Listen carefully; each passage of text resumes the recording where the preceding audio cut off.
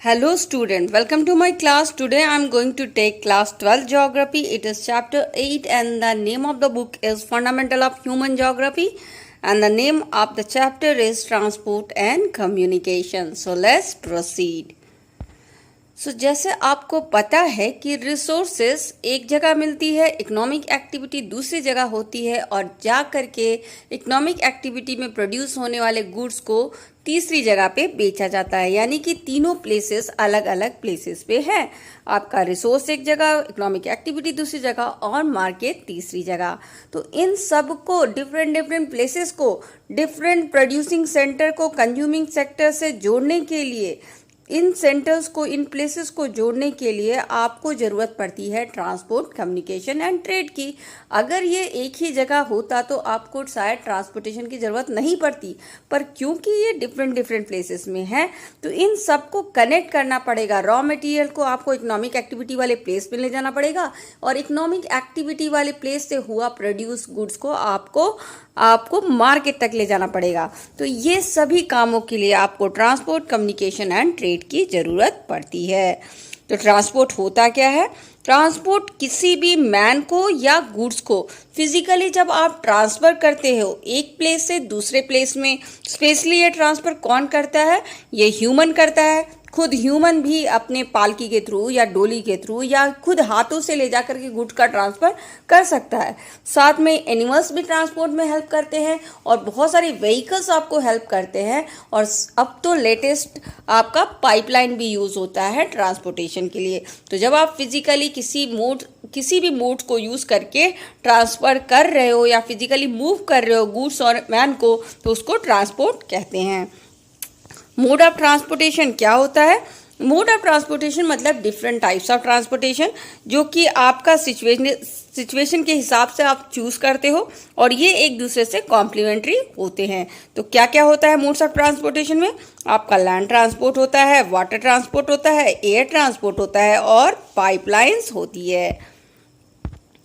तो अब हम मोड्स ऑफ ट्रांसपोर्टेशन में सबसे पहले लैंड ट्रांसपोर्ट के बारे में पढ़ेंगे। तो लैंड ट्रांसपोर्ट की हिस्ट्री ऐसी है कि सबसे पहले ह्यूमन यूज़ होता था ट्रांसपोर्टेशन के लिए। वो डोली या पालकी को यूज़ करके ट्रांसपोर्टेशन करता था मैन का या गुड्स का। तो डोली उठाने वालों को क्या बोला जाता था? कहार। और फिर एनिमल्स यूज़ होने लगे, जैसे म्यूज, हॉर्सेस, कैमल्स, इस तरह के एनिमल्स यूज होने लगे। फिर व्हील का इन्वेंशन हुआ और कार्ट्स एंड वैगन्स आ गए।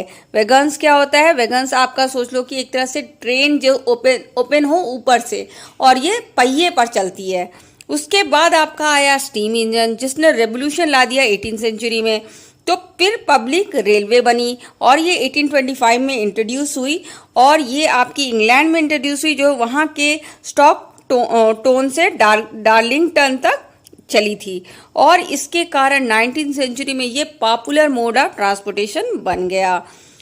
उसके बाद आपका स्टीम इंजन के बाद कंबशन इंजन आया, जिसके कारण बहुत सारे व्हीकल्स जैसे car and trucks and jeeps, इस तरह के व्हीकल्स यूज़ होने लग गए रोड्स पे। और फिर अब तो लेटेस्टली आपका पाइपलाइन, रोप वे, केबल वे यूज़ होने लगा।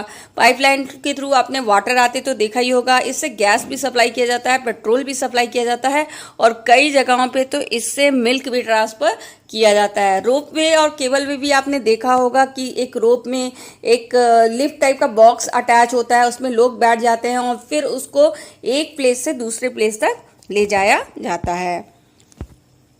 तो आप जब कंपेयर करोगे अर्लियर मेथड्स ऑफ ट्रांसपोर्टेशन से मॉडर्न मेथड ऑफ ट्रांसपोर्टेशन को, तो आप देखोगे जो फ्राइटर ट्रांसपोर्ट करने की जो फैसिलिटीज़ है, फ्राइटर्स यानी कि बड़े बड़े गुड्स को ट्रांसफ़र करने की फैसिलिटी है, वो काफ़ी चीप हो गई है। रेल के थ्रू, ओशन वेसल के थ्रू, बारगेस बोट के थ्रू एंड पाइपलाइंस के थ्रू। ओशन वेसल क्या होता है? बड़े बड़े वेसल्स में आप, जैसे आपके बोट्स एंड शिप्स में ही बड़े बड़े वेसल बने रहते हैं जिसमें आप स्टोर कर सकते हो इवन पेट्रोल एंड गैस भी।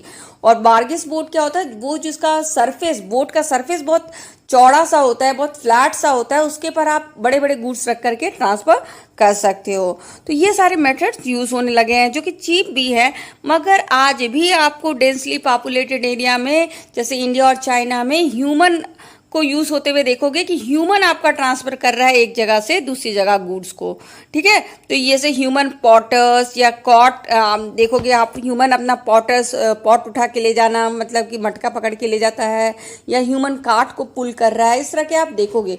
और ये आपको मोस्टली डेंसली पॉपुलेटेड एरिया में मिलेगा, क्योंकि जहाँ ह्यूमन ज़्यादा होता है वहाँ ह्यूमन सस्ता होता है और उसको ऐसे छोटे छोटे काम में फिर लगना पड़ता है। पैक एनिमल्स क्या होते हैं? वो एनिमल्स जो थोड़े ताकतवर होते हैं और जिनको आप ट्रांसपोर्टेशन में यूज़ कर सकते हो, वो मैन और गुड्स दोनों की ट्रांसपोर्ट कर सकते हैं।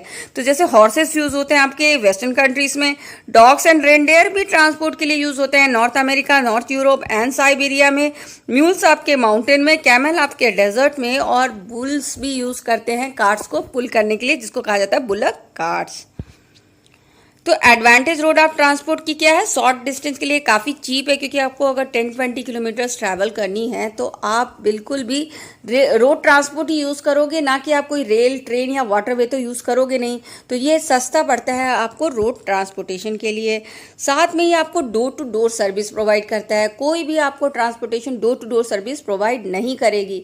आपकी ट्रेन या एरोप्लेन या वाटरवे आपके घर तक नहीं आएगा, पर रोड ट्रांसपोर्ट आपके घर तक आएगा। डिसएडवांटेज क्या होता है कि मेटल रोड जो होते हैं, अनमेटल जो रोड होते हैं, अनमेटल रोड वो होती है कच्ची रोड जो सीमेंट और कंक्रीट से बनी नहीं रहती, तो ये थोड़ी अनफिट हो जाती है यूज़ करने के लिए, जल्दी टूट जाती है और हेवी रेन और फ्लड्स में ये प्रॉब्लम क्रिएट करने लगती है। तो अल्टरनेटिव रोड ट्रांसपोर्ट का क्या है? रेलवे भी आपका रोड ट्रांसपोर्ट के अंदर ही आता है। ये बहुत सस्ता होता है और ये इसको ट्रेड एंड कॉमर्स और टूरिज्म को हेल्प मिलता है। तो रोड ट्रांसपोर्ट भी एक अच्छा, रेल ट्रांसपोर्ट भी एक अच्छा रोड ट्रांसपोर्ट माना जाता है। अब अगर आप क्वालिटी ऑफ रोड्स देखोगे तो डिफरेंट कंट्रीज में डिफरेंट क्वालिटीज ऑफ रोड है। तो जो एडवांस कंट्री है, डेवलप कंट्री है, उसकी क्वालिटी अच्छी है और वो लॉन्ग डिस्टेंस के एरिया को भी लिंक कर देती है। और वहाँ पे आपको मोटरवे, उस तरह का हाईवे जो स्पीड व्हीकल्स को प्रमोट करता है, और आपको इंटरस्टेट हाईवे और ऑटो बहिन्स मिल जाएंगे। तो इंटरस्टेट हाईवे क्या होता है? जो वो हाईवे जो एक स्टेट से दूसरे स्टेट को लिंक कर देती है। या ऑटो बहिन्स आपकी क्या होती है? जो फेडरल कंट्रोल मोटरवे होता है जर्मनी का, उसको ऑटो बहिन्स बोलते हैं, जो कई कंट्रीज में उस मॉडल पे बनाई जाती है। और ये आपको इस तरह की जो ट्रांसपोर्टेशन है वो आपका हेल्प कर देगी ट्रांसपोर्टेशन में भी और हेवी गुड्स को ट्रांसफ़र करने के लिए भी, ठीक है। और आपका जो वर्ल्ड में जो टोटल मोटरेबल रोड्स है उसका लेंथ ऑलमोस्ट आपका 15 मिलियन किलोमीटर है। जो आपका नॉर्थ अमेरिका है वो खुद अकेले ही 33% ऑफ मोटरेबल रोड्स को ऑक्युपाई करता है। फिर जो आपकी जो हाईएस्ट डेंसिटी रोड की है और जो हाईएस्ट नंबर का व्हीकल जहां यूज़ होता है वो है आपका वेस्टर्न यूरोप। और ट्रैफिक कंजेशन तो आजकल हर जगह प्रॉब्लम है, ट्रैफिक जाम आपका हर जगह प्रॉब्लम है। और ट्रैफिक की कभी आपकी पीक में होती है, कभी आपकी टफ में होती है। पीक होता है जब ट्रैफिक बहुत ज़्यादा होती है, जो बिल्कुल रश में होती है जब ट्रैफिक, उसको कहा जाता है पीक। और ट्रैफिक का टो पॉइंट कब होता है? लो पॉइंट होता है, जबकि ट्रैफिक बहुत कम होती है। तो आप क्या करोगे ट्रैफिक कंजेशन को सॉल्व करने के लिए? तो बहुत सारे सॉल्यूशन है। एक तो आप पार्किंग फीस ज़्यादा रख सकते हो, क्योंकि फीस ज़्यादा होगा तो ज़्यादातर लोग अपनी गाड़ी निकालने से पहले सोचेंगे कि निकाला तो बहुत ज़्यादा पार्किंग फीस देनी पड़ेगी। दूसरा, आप क्या कर सकते हो? मास रैपिड ट्रांजिट यूज़ कर सकते हो, जो कि high capacity public transport method होता है, जिसमें आप बहुत सारे लोगों को एक ही साथ आप किसी पब्लिक ट्रांसपोर्ट में ले जा सकते हो, जैसे रेलवे, मेट्रो। तो ये सब भी आपका ज़्यादा व्हीकल्स नहीं निकलेगा इसकी वजह से। और आपका पब्लिक सर्विस जो बस की है उसको इम्प्रूव कर सकते हो, ताकि वो बस में अगर फैसिलिटी अच्छी हो और वो रिलायबल हो, समय पे आती जाती हो, तो लोग उसको यूज़ करने से पहले नहीं सोचेंगे। और एक्सप्रेस वे भी यूज़ किया जा सकता है, जो कि एक हाईवे का फॉर्म होता है, जिसमें आपका क्या होता है ना, आपके एग्जिट और एंट्री पॉइंट्स कम होते हैं, उसमें डिवाइडर्स होता है, वॉकिंग करने का प्लेस होता है। तो ये भी आपका ट्रैफिक कंट्रोल करने में हेल्प करता है। हाईवे कौन सी रोड होती है? हाईवे आपकी मेटल रोड होती है, जो कि 80 मीटर्स वाइड होती है और डिफरेंट लेन्स की होती है। ये आपका टू वे लोन्स भी हो, 2 लेन हो सकता है, 4 लेन भी हो सकता है, 6 लेन भी हो सकता है, 8 लेन्स भी हो सकता है। तो जब एक तरफ से गाड़ी आ रही है और दूसरी तरफ से जा रही है तो उसको 2 लेन्स कहते हैं। जब दो तरफ से गाड़ियां उस साइड जा रही है और दो तरफ से इस साइड आ रही है तो उसको 4 लेन कहते हैं। वैसे जब 4 साइड से एक साइड जा रही है और 4 टाइप से दूसरी साइड आ रही है तो उसको 8 लेन्स कहा कहा जाता है। तो ये कई लेन्स के आपको हाईवे मिल जाएंगे। हाईवे में आपको ब्रिज कंस्ट्रक्शन, फ्लाईओवर कंस्ट्रक्शन और कैरेज वे भी देखने को मिलेंगे। कैरेज वे हाईवे का जो साइड्स होता है जहाँ से एक ही डायरेक्शन में गाड़ी जाती है उसको कहा जाता है। तो इम्पॉर्टेंट हाईवेज हम देख लेते हैं। नॉर्थ अमेरिका तो आपका बहुत हाईली डेंसिटी रखता है हाईवे कंस्ट्रक्शन के मामले में। हर 20 किलोमीटर में आपको वहाँ पे एक हाईवे दिख जाएगा। ट्रांस कैनेडियन हाईवे जो वहाँ पे है वो वैंकूवर ब्रिटिश कोलंबिया जो वेस्ट में है उसको Saint John city east coast तक जो न्यू फाउंडलैंड आइलैंड में है वो उसको जोड़ देता है, यानी वेस्ट से ईस्ट को जोड़ देता है। ट्रांस अलास्का हाईवे आपका एडमोंटन से जो कि कनाडा में है उसको एंकोरेज जो अलास्का में है उसको जोड़ देता है। नॉर्थ अमेरिका में इतने हाईवे हैं जो कि आपका ईस्ट से वेस्ट और नॉर्थ से साउथ को कनेक्ट कर देता है। आपका ईस्ट में अटलांटिक कोस्ट से, वेस्ट से पैसिफिक कोस्ट को ज्वाइन कर देता है और कनाडा जो नॉर्थ में है उसको मैक्सिको सिटी जो साउथ में है उससे ज्वाइन कर देता है। और साउथ अमेरिका का देख लें तो पैन अमेरिकन हाईवे वहाँ पे फेमस है जो कि कनेक्ट करती है different countries of south America को सेंट्रल अमेरिका, यूएसए और कनाडा से। ऑस्ट्रेलिया में जो ट्रांस कॉन्टिनेंटल स्टाउट हाईवे है ये आपकी कनेक्ट करती है डार्विन को मेलबर्न से and by Tennant Creek with Alice Spring in Australia. इसके बाद यूरोप में आपका वाटरवे एंड रेलवे बहुत इंपॉर्टेंट है और आपका रशिया में 90% ट्रांसपोर्टेशन रेलवे करती है क्योंकि बहुत वास्ट कंट्री है और यहाँ पे आपका अंडरग्राउंड रेलवे और कंप्यूटर ट्रेन पॉपुलर है। तो वॉस्को में आप मॉस्को एंड व्लादिवोस्टोक हाईवे आपका यहाँ पे सर्व करता है रीजन को ईस्ट में। तो चाइना में आपका क्या है, क्रिस क्रॉस हाईवे जो कि कनेक्ट करता है ऑल द मेजर सिटी जैसे संघाई, बेजिंग एटसेट्रा को। तिब्बत में आपको एक न्यू हाईवे मिलेगा जो कि कनेक्ट करेगा चेंगाडू को लिहासा से। इंडिया में आपका NH7 है जो कन्याकुमारी को वाराणसी से कनेक्ट करता है, यानी कि नॉर्थ को सीधे साउथ से कनेक्ट कर दे रहा है। गोल्डन क्वाड्रिलैटरल भी हमारे कंट्री में है जिसको सुपर एक्सप्रेस वे भी कहा जाता है और ये आपका 4 मेट्रोपॉलिटन सिटी जैसे कलकत्ता, दिल्ली, मुंबई एंड चेन्नई को ज्वाइन करता है, साथ में बेंगलुरु एंड हैदराबाद को भी ये ज्वाइन करता है। अफ्रीका में आपका एक हाईवे ज्वाइन करता है एल्जियर जो नॉर्थ ऑफ कोनाकरी है इन जेनेवा और से, और सिमिलरली कायरो को एक केप टाउन से कनेक्ट कर देता है। बॉर्डर रोड किसको कहते हैं? बॉर्डर रोड इंटरनेशनल, जो कंट्री की इंटरनेशनल बॉर्डर होती है वहाँ पे अगर आप रोड कंस्ट्रक्ट करोगे तो उसको आप कहोगे बॉर्डर रोड। तो बॉर्डर रोड एक्चुअली थोड़ा रिमोट एरिया में पड़ जाता है तो इसको कनेक्ट सिटी से कनेक्ट करने के लिए आप बॉर्डर रोड बनाते हो। तो अगर बॉर्डर रोड बना दोगे तो आपकी सिटीज कनेक्ट हो जाएगी आपकी बॉर्डर से और आप बॉर्डर तक सारे मटेरियल सप्लाई ईजिली कर सकोगे और ये डिफेंस में हेल्पफुल होगा।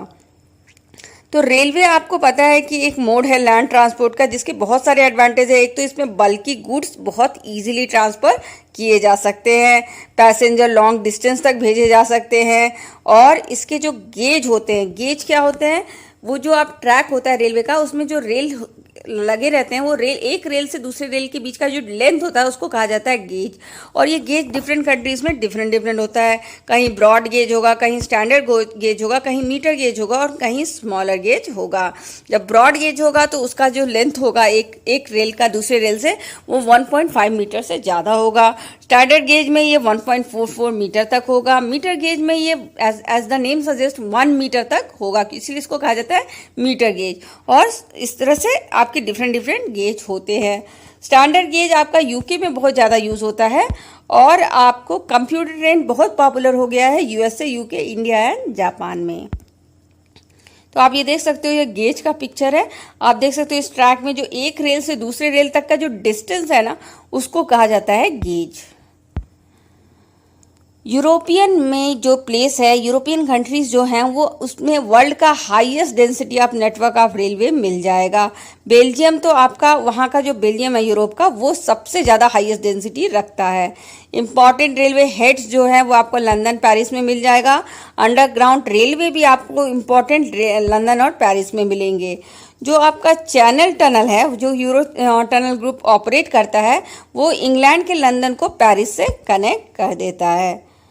तो रशिया में आपको पता है कि 90% ट्रांसपोर्टेशन रेलवे से होती है क्योंकि ये वास्ट एरिया है, वहाँ पे हाईवे से ज़्यादा आपको रेलवे यूज़ होते हुए दिखेंगे और यहाँ पे अंडरग्राउंड एंड कंप्यूटर ट्रेन तो कॉमन है। नॉर्थ अमेरिका में आपको पता है कि 40% जो वर्ल्ड का रेलवे नेटवर्क है ये यहाँ पे ही आपको देखने को मिलेगा नॉर्थ अमेरिका में, और ये mostly industrialize and urbanize region में मिलेगा, स्पेशली आपके ईस्ट सेंट्रल यूएसए और एडजॉइनिंग कनाडा में।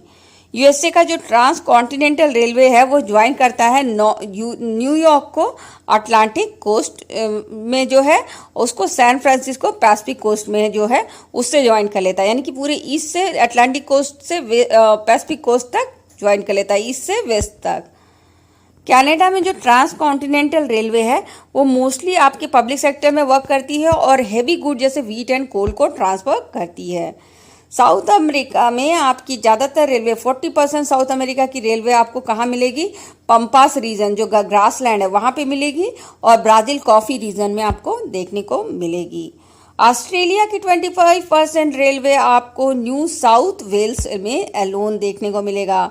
न्यूजीलैंड की रेलवे मोस्टली आपको नॉर्थर्न आइलैंड में सर्व करते हुए दिखेगी फार्मिंग एरिया को, तो ये फार्मिंग एरिया को सर्व करती है। रशियन रेलवे को आप ट्रांस साइबेरियन रेलवे भी कहते हैं। ये वर्ल्ड की लार्जेस्ट रेलवे है जो सेंट पीटर्सबर्ग से व्लादिवोस्टोक तक जाती है, यानी वेस्ट से ईस्ट तक। अफ्रीका में बहुत सारे माइंस हैं जैसे गोल्ड के, कॉपर के, डायमंड्स के, तो इन सब के लिए ट्रेन रूट्स बहुत सारी यूज़ होती है, जैसे कि आपकी यूज़ होगी बेनिनजुला रेलवे जो कि आपकी ज्वाइन करेगी Angola to Katanga Zambia copper belt को। फिर आपकी तंजानिया रेलवे होगी जो ज्वाइन करेगी जाम्बिया कॉपर बेल्ट को डरेस सलेम से। और फिर आपका ब्लू ट्रेन होगा जो केप टाउन टू पिटोरिया तक जो साउथ अफ्रीका में है उसको ज्वाइन करेगा। और फिर बोस्टवाना टू जिम्बाब्वे रेलवे भी आपकी लिंक करती है लैंडलॉक स्टेट्स को जो साउथ अफ्रीका में है। आपको एशिया में इंडिया, चाइना, जापान में अच्छी रेलवे डेवलप दिखेगी, मगर वेस्ट एशिया में आपको काफ़ी अच्छी रेलवे नहीं दिखेगी क्योंकि यहाँ पे एक तो डेजर्ट बहुत है और आपका यहाँ पे पॉपुलेशन भी कम है, इसीलिए यहाँ पे आपको ज़्यादा रेलवे डेवलप नहीं पाई जाएगी। अब ट्रांस कॉन्टिनेंटल रेलवे देख ले। ट्रांस कॉन्टिनेंटल रेलवे वो होता है जो एक कॉन्टिनेंट के एक पार्ट से दूसरे पार्ट तक जाते हुए दिखाई देगा, और ये बहुत सारे इकोनॉमिक एंड सोशल बेनिफिट्स के लिए बनाए जाते हैं। तो जिसमें आपका आएगा ट्रांस साइबेरियन रेलवे जो कि आपका रशिया में है और जो सेंट पीटर्सबर्ग से व्लादिवोस्टोक तक जाता है। यह वर्ल्ड का longest double track electrified railway है और ये एशिया रीजन को वेस्ट यूरोप से ओपन कर देता है। तो ये कहाँ कहाँ से जाता है, ये सेंट पीटर्सबर्ग, मॉस्को, कजान से होते हुए चाइना, खबरोवस्क, व्लादिवोस्टोक तक जाते हुए दिखेगा। तो आपको इस तरह के फिगर्स दिए रहेंगे बुक्स में, इसको आप जरूर देख लेना, ये कहाँ से कहाँ तक ड्रॉ करना है और बीच बीच में जो भी इंपॉर्टेंट प्लेसेस आ रहे हैं उसको आप रेफर कर लेना। फिर आपका ट्रांस कैनेडियन जो रेलवे है वो आपका कनाडा से हेलिफिक्स तक जाएगा, Canada and to Halifax to Vancouver तक जाता हुआ दिखेगा। ये बहुत सारे प्लेसेस को कवर करेगा जैसे वैनकूवर, कैमलूप्स, कैलगरी, उसके बाद आगे बढ़ते बढ़ते वो सिडनी, हेलिफिक्स तक जाएगा। ये 1886 को कंस्ट्रक्ट हुआ था और ये आपकी वीट और मीट के एक्सपोर्ट के लिए यूज़ किया जाता है। तो इसका भी आपको फिगर दिया है बुक्स में, इसको भी आप देख लेना किस तरह से ड्रॉ है, कहाँ तक और कौन कौन से इंपॉर्टेंट प्लेस रास्ते में आ रहे हैं, इसको याद कर लेना। आपका यूनियन एंड पैसिफिक रेलवे जो है वो आपके कनेक्ट करता है न्यूयॉर्क ऑन अटलांटिक कोस्ट से सैन फ्रांसिस्को पैसिफिक कोस्ट से, यानी ईस्ट से वेस्ट तक ज्वाइन कर दे रहा है। और फिर ये आपकी बहुत सारे प्लेसेस से ट्रैवल होती है जैसे कि Cleveland, Chicago, Omaha, Evanston and Ogden and Sacramento. तो इस सारी प्लेसेस से आपकी ट्रांसपोर्ट होती है और ये एक्सपोर्ट करती है ग्रेन, पेपर, और केमिकल एंड मशीनरी। ऑस्ट्रेलियन जो ट्रांस कॉन्टिनेंटल रेलवे है वो आपकी स्टार्ट होगी पर्थ जो वेस्ट कोस्ट में है टू सिडनी जो ईस्ट कोस्ट में है, और बहुत सारे प्लेसेस जैसे कैलगोरी, ब्रोकन हिल और पोर्ट अगस्ता से पास होते हुए जाएगी। तो ये आपको ये वाला भी रेलवे नेटवर्क देख लेना है। ओरिएंट एक्सप्रेस जो आपकी है वो पेरिस से इस्तांबुल जाती है और ये पास होती है स्ट्रासबर्ग, मुनीच, वियना, बुडापेस्ट और बेलग्रेड से। और इसकी जो जर्नी टाइम है वो बहुत कम हो गई है इस नेटवर्क के कारण। पहले 10 दिन लगता था, अब सिर्फ 96 आवर लगती है। चीज़, बेकोन, वाइन, फ्रूट, मशीनरी यहाँ से चीपली ट्रांसपोर्ट की जा सकती है। ट्रांस एशियाटिक रेलवे जो होता है वो आपका प्रपोजल स्टेट में है, अभी तक ये बना नहीं है, ये बनने के प्रपोजल चल रहा है, अभी स्टार्ट नहीं हुआ है। ये आपके इस्तांबुल से बैंकॉक को जोड़ती हुई आपकी बहुत सारी कंट्री से पास होगी, जैसे Iran, Pakistan, India, Bangladesh, Myanmar और उसके बाद थाईलैंड के बैंकॉक तक। तो इस तरह से इसका अभी प्रपोजल है और ये जल्द बन जाएगा। जो वाटर ट्रांसपोर्ट है उसको अब हम देखेंगे, उसके एडवांटेज बहुत सारे हैं। इसमें सबसे पहले तो आपको कुछ कंस्ट्रक्शन करने की ज़रूरत नहीं है। जैसे आपको रोडवे, रेलवे में आपको कंस्ट्रक्शन करना है, इसमें आपको कोई कंस्ट्रक्शन नहीं करना है।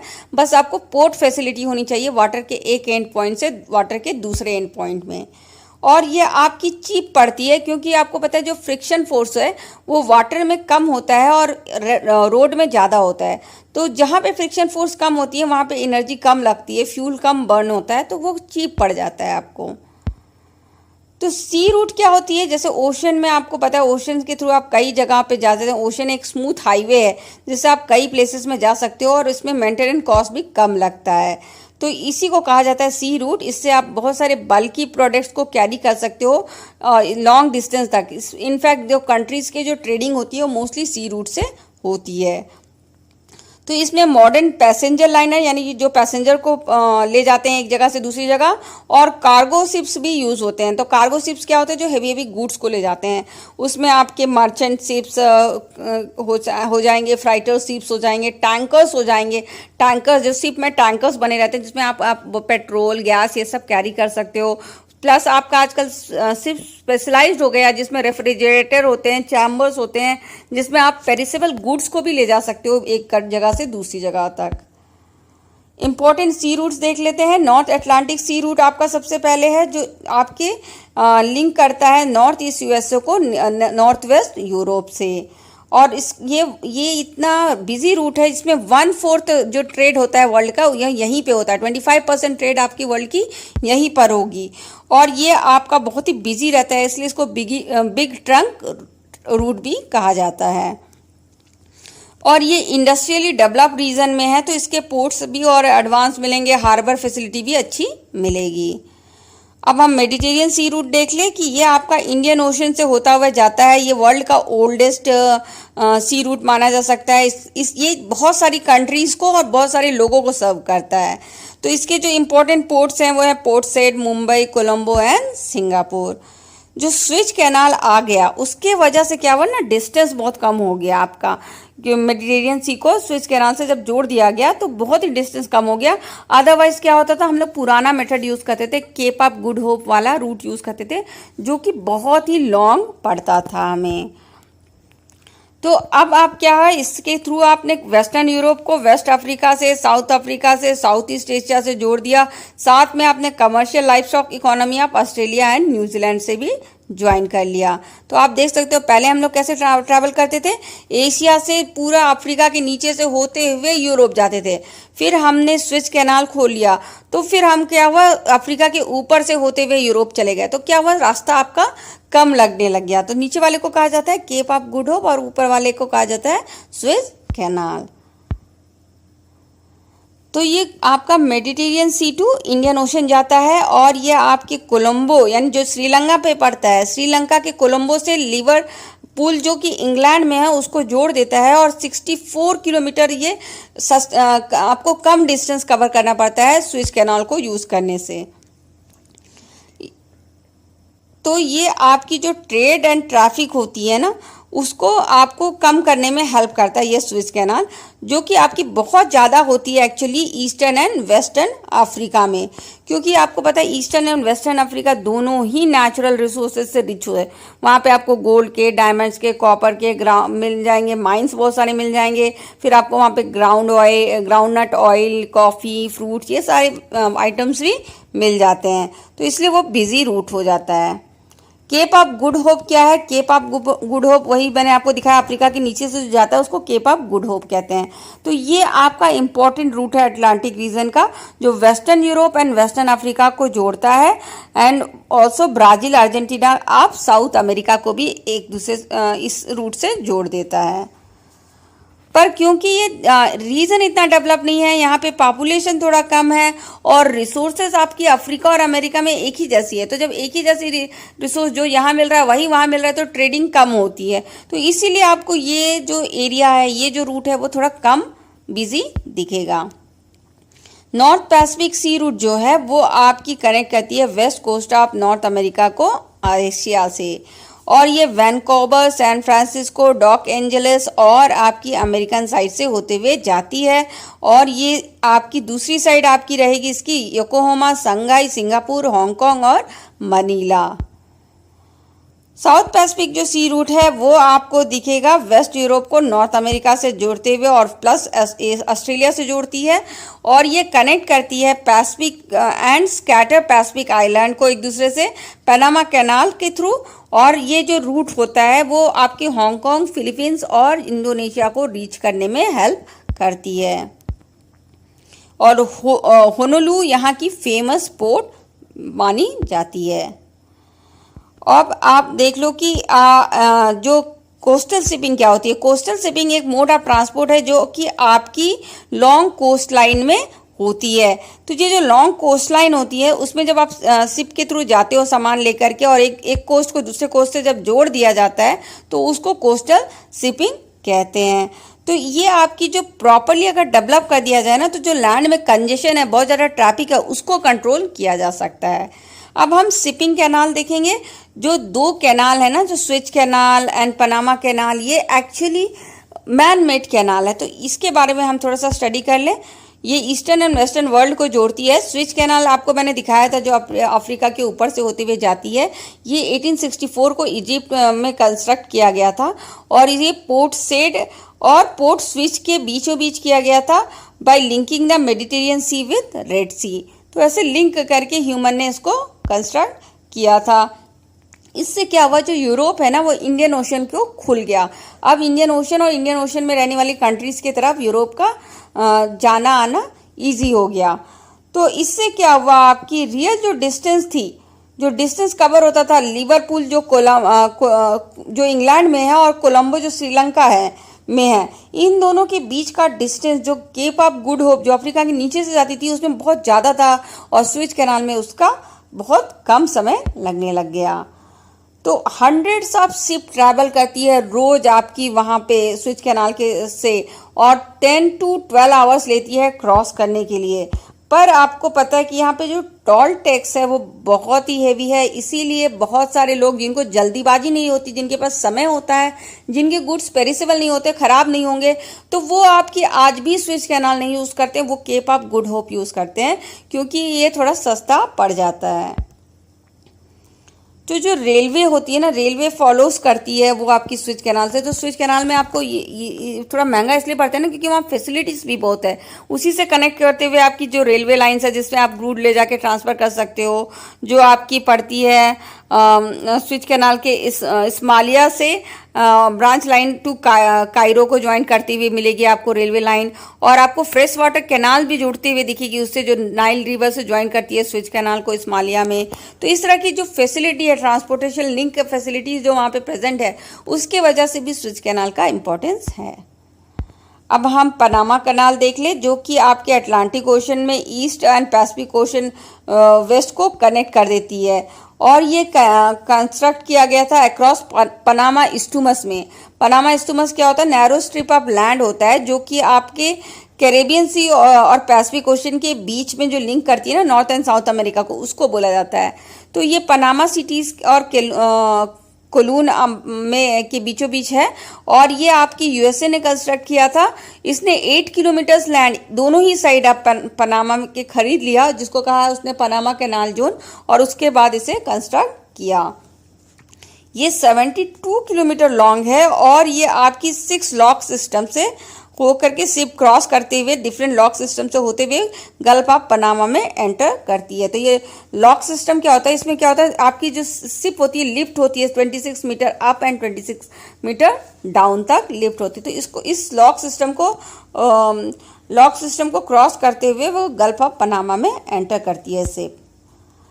तो इससे क्या हुआ, आपका बहुत डिस्टेंस डिक्रीज हो गया है न्यूयॉर्क टू सैन फ्रांसिस्को में, और डिक्रीज हो गया है distance between west Europe and west coast of USA में, और north east and central USA के बीच में, और eastern and southern eastern Asia के बीच में। थ्रू ये एक्चुअली ना आपकी बहुत इकोनॉमिकल नहीं है, ये आपकी स्विच कैनाल जितनी इकोनॉमिकल नहीं पाई जाती है, मगर ये लैटिन अमेरिका के कंट्रीज़ के लिए बहुत इकोनॉमिकल है और उनके लिए बहुत फ़ायदे की कैनाल मानी जाती है। अब इनलैंड वाटरवे देख ले हम, कई इनलैंड वाटर्स जो होते हैं जैसे रिवर, आपकी कैनाल या लेक या कोस्टल एरिया में, यहाँ पे आपको बहुत सारे बोट्स और स्टीमर्स वर्क करते हुए देखते मिल जाओगे, और आप देखोगे कि इसमें कार्गो यानी कि गुड्स और पैसेंजर दोनों को ट्रांसफ़र किया जाता है। ये डेफिनेटली डिपेंड होती है navigability of width and depth of channel, यानी कि वो उसमें कितना गहरी है और कितनी लंबी कैनाल है, चैनल है जो वाटर का, उसके ऊपर डिपेंड करती है ये। और दूसरी आपकी कंटिन्यूटी इन वाटर फ्लो, यानी कि कंटिन्यूसली वाटर फ्लो हो रहा है कि नहीं हो रहा है। अगर बीच में वाटर नहीं होगा तो नेविगेशन आपकी मुश्किल हो जाएगी। और साथ में आपकी डिपेंड होती है ये ट्रांसपोर्ट टेक्नोलॉजी इन यूज़ में। तो एडवांटेज क्या क्या है इसका, इससे आप पता है जो डेंस फॉरेस्ट है ना उसमें ये बहुत अच्छा ट्रांसपोर्टेशन सिस्टम का काम करता है। हेवी गुड्स को ईजिली ट्रांसपोर्ट कर सकते हैं इससे, जैसे कि कोल, टिम्बर एट्सेट्रा को। और इसमें कुछ प्रॉब्लम्स भी आती है कि एक तो इसको कंपटीशन रेलवे से मिलता है, दूसरा कभी कभी वाटर नहीं होता उसमें, क्योंकि वाटर को डाइवर्ट करके इरिगेशन के लिए यूज़ कर लिया जाता है, तो इसके कारण उसका प्रॉब्लम आता है। और एक पुअर मेंटेनेंस भी उसमें होती है, जिसके कारण आपको ये इनलैंड वाटरवे में दिक्कत आ रही है। तो वर्ल्ड की जो इम्पोर्टेंट वाटरवे है उसमें एक है राइन वाटरवे, जो कि आपका राइन रिवर पे है, और ये जर्मनी को नीदरलैंड से जोड़ता है, जो 700 किलोमीटर लंबा है, जो रोटरडैम नीदरलैंड को बेसेल जो स्विट्जरलैंड में उससे ज्वाइन करता है। और ये कई कंट्री जैसे स्विट्जरलैंड, जर्मनी, फ्रांस, बेल्जियम और नीदरलैंड को क्रॉस करते हुए जाती है। और ये आपकी वेरियस कोल फील्ड से होके जाएगी, जो कि आपके वेरियस प्रॉस्परस मैन्युफैक्चरिंग एरिया को ज्वाइन कर देगी। अब हम डेनोबे वाटरवे के बारे में पढ़ेंगे। ये आपकी ईस्टर्न यूरोप को कंट्रीज़ को सर्व करती है। ये ब्लैक फॉरेस्ट में राइज होकर के ईस्ट की तरफ फ्लो करेगी, और इसमें कई आइटम्स चीपली एक्सपोर्ट हो जाते हैं, जैसे कि वीट, मेज और timber and machinery. Volga waterway जो है आपका, ये रशिया में है, जो कैस्पियन सी में जाके ड्रेन करती है, और ये वोल्गा मॉस्को कैनाल कनेक्ट करता है मॉस्को रीजन को वोल्गा डॉन कैनाल से with Black Sea. Great Lake और सेंट लॉरेंस जो सीवे है वो आपकी नॉर्थ अमेरिका में है, जो कई सारे लेक्स को मिल करके, जैसे लेक सुपीरियर, लेक एरी, लेक हुरेन, लेक ओंटानियो, इन सब को किसके थ्रू कनेक्ट करती है, एक कैनाल के थ्रू कनेक्ट करती है, जैसे सू कैनाल एंड वेललैंड कैनाल के थ्रू इस इनलैंड वाटरवे को कनेक्ट किया जाता है। तो जो हिस्ट्री है सेंट लॉरेंस रिवर की, वो आपकी जो ग्रेट लेक के साथ है, वो बहुत यूनिक कमर्शियल वाटरवे माना जाता है northern part of North America की। जो पोर्ट्स यहाँ पे प्रेजेंट है जैसे दुलूथ एंड बफेलो, ये बहुत ही well equipped and well facility वाले पोर्ट्स हैं। और यहाँ पे आपकी जो गुड्स ट्रांसफ़र होती है वो शिफ्ट हो जाती है स्मॉल स्मॉल वेसल में, क्योंकि यहाँ पे रैपिड्स बहुत देखने मिलेंगे, जो कि फास्ट फ्लो ऑफ वाटर होता है थ्रू रॉक्स। तो इससे बचने के लिए इसको काफ़ी डीप में कंस्ट्रक्ट किया जाता है, जैसे 3.5 मीटर डीप तो तक कंस्ट्रक्ट किया जाता है टू अवॉइड दिस। मिसिसिपी जो वाटरवे है आपका, ये भी फेमस है। मिसिसिपी वाटरवे आपकी कनेक्ट करती है इंटीरियर पार्ट्स ऑफ यूएसए को विथ गल्फ ऑफ मैक्सिको से, जो साउथ में है, और लार्ज स्टीमर्स इसके थ्रू जा सकते हैं। और ये famous export of wheat and meat and sugar के लिए। अब हम एयर ट्रांसपोर्ट देख लेंगे, जिसके बहुत सारे एडवांटेज है। पहला तो ये फास्टेस्ट मीन्स ऑफ ट्रांसपोर्ट है, कोई भी ट्रांसपोर्ट इतना फास्ट नहीं है जितना कि एयरवे है। और उसके बाद ये कनेक्ट कर देती है रिमोट एंड फार एरिया को। रिमोट एंड फार एरिया जहाँ पे रेलवे नहीं बनी हुई है, जहाँ पे रोड अच्छे से डेवलप नहीं है, वहाँ पर भी आप एयरवे के थ्रू जा सकते हैं, और आप लॉन्ग डिस्टेंस को आराम से कवर कर सकते हो एयरवे के थ्रू। और पेरिसेबल आइटम जो जल्दी ख़राब होती है उसको एयरवे के थ्रू जल्दी पहुंचाया जा सकता है। नेचुरल डिसास्टर जब आता है, फ्लड आता है या फेमाइन आता है, तो इस समय भी आपकी एयरवे काफ़ी काम आती है। और आपकी जो एयर स्ट्राइक करने में भी एयरवे यूज़ होती है। कुछ प्रॉब्लम देख ले एयरवे की। एक तो ये कॉस्टली बहुत होती है और वेदर इसको फिनोमेना बहुत अफेक्ट होता है। जैसे ही वेदर ख़राब होगी आपको एरोप्लेन चलाना थोड़ा मुश्किल हो जाता है। और ये आपकी इसमें जो इंफ्रास्ट्रक्चर लगता है वो काफ़ी एलोबरेटेड होता है, उसका ऑपरेशन भी बहुत मुश्किल होता है। जैसे कि आपका हैंगर लैंडिंग और फ्यूलिंग एंड मेंटेनेंस फैसिलिटी, ये सब बहुत कॉम्प्लिकेटेड एंड एलोबरेटेड होता है। प्लस इसका कंस्ट्रक्शन कॉस्ट भी बहुत एक्सपेंसिव होता है। और आज के डेट में एयरवे के कारण कोई भी कंट्री आपका 35 आवर के से दूर में नहीं है। किसी भी कोने से किसी कोने में चले जाओ, 35 आवर से ज़्यादा समय नहीं लगेगा। और यूके तो ने स्टार्ट किया था कमर्शियल जेट ट्रांसपोर्ट को, और अमेरिका ने अपना डेवलप किया पोस्ट वॉर के बाद, वर्ल्ड वॉर्स के बाद, अपनी इंटरनेशनल सिविल एविटेशन सिस्टम जो safety and advice and information देती है एयरलाइन को। आज की डेट में 250 कमर्शियल एयरलाइन रेगुलर बेसिस पे वर्क कर रही हैं और डिफरेंट पार्ट्स ऑफ वर्ल्ड को ज्वाइन कर रही हैं। तो सुपरसोनिक जो एयरक्राफ्ट है वो कवर करती है डिस्टेंस आप लंदन से लेकर के न्यूयॉर्क तक के जो प्लेसेस है उसको ज्वाइन कर देती है, और वहाँ पहुँचने में सिर्फ 3.5 आवर लगेगा। यानी कि आप यूरोप से अमेरिका 3.5 आवर में पहुँच जाओगे। तो इंटर कॉन्टिनेंटल एयर रूट जो है आपकी नॉर्थर्न हेमिस्फीयर में आपकी बहुत ज़्यादा है, और ये ईस्टर्न एंड वेस्टर्न पार्ट में डिवाइडेड है। और ये जो बहुत डेंस नेटवर्क है एयरलाइन का, इसमें आपकी mostly eastern USA, western Europe and south east Asia आती है, जो बहुत ज़्यादा एयर रूट को यूज़ कर रही है। यूएसए तो खुद अकेले ही 60% ऑफ वर्ल्ड एयरवे यूज़ कर रहा है। नोडल जो पॉइंट्स है इस हेमिस्फीयर का, नॉर्थर्न हेमिस्फीयर का, वो आपको मिल जाएगा New York, London, Paris, Delhi, Mumbai, आपकी Karachi, Moscow, Singapore, Tokyo, Chicago and various other places, जो डिफरेंट कंट्रीज और डिफरेंट कॉन्टिनेंट्स में है। जो अफ्रीका का जो एशियाटिक पार्ट ऑफ रशिया या साउथ अमेरिका है, यहाँ पे आपकी ज़्यादा एयर रूट नहीं दिखेगी। और जो 10 to 35 डिग्री है साउथर्न हेमिस्फीयर में, वहाँ पे भी आपको कम एयर रूट दिखेगा, क्योंकि यहाँ पे जो पॉपुलेशन बहुत कम है, लैंड मास बहुत कम है, इकोनॉमिक डेवलपमेंट बहुत कम है, इसलिए ज़्यादा एयर रूट आपको नहीं देखने को मिलेंगी। अब हम पाइपलाइन देख लेते हैं। पाइपलाइन जो है ना वो भी बहुत अब मॉडर्न मेथड है ट्रांसपोर्टेशन का, और इसमें आप लिक्विड और गैसेस को ट्रांसपोर्ट कर सकते हो, जैसे water, petroleum, natural gas. Specially LPG और वाटर को ट्रांसपोर्ट करने के लिए इसे बहुत अच्छा यूज़ किया जाता है। और इससे लिक्विफाइड कोल को आप न्यूजीलैंड में यूज़ किया जाता है ट्रांसफ़र करने के लिए, और मिल्क को भी ट्रांसफ़र करने के लिए यूज़ किया जाता है यूएसए में। यानी मिल्क भी आजकल पाइपलाइन से यूएसए में ट्रांसफ़र हो जाता है। यूएसए में जो डेंस नेटवर्क है ऑयल पाइपलाइन का, उसमें जैसे बिग इंच है, वो सप्लाई करती है पेट्रोलियम फ्रॉम वेल, जो वेल से निकाला और सीधे गल्फ ऑफ मैक्सिको, जो कि नॉर्थ ईस्टर्न स्टेट्स है, वहाँ पे पहुँचा दिया। 17% जो फ्राइट होता है, जो मतलब गुड्स कैरी करने का जो टन किलोमीटर होता है, वो ये लोग पाइपलाइन के थ्रू ही कर रहे हैं यूएसए में।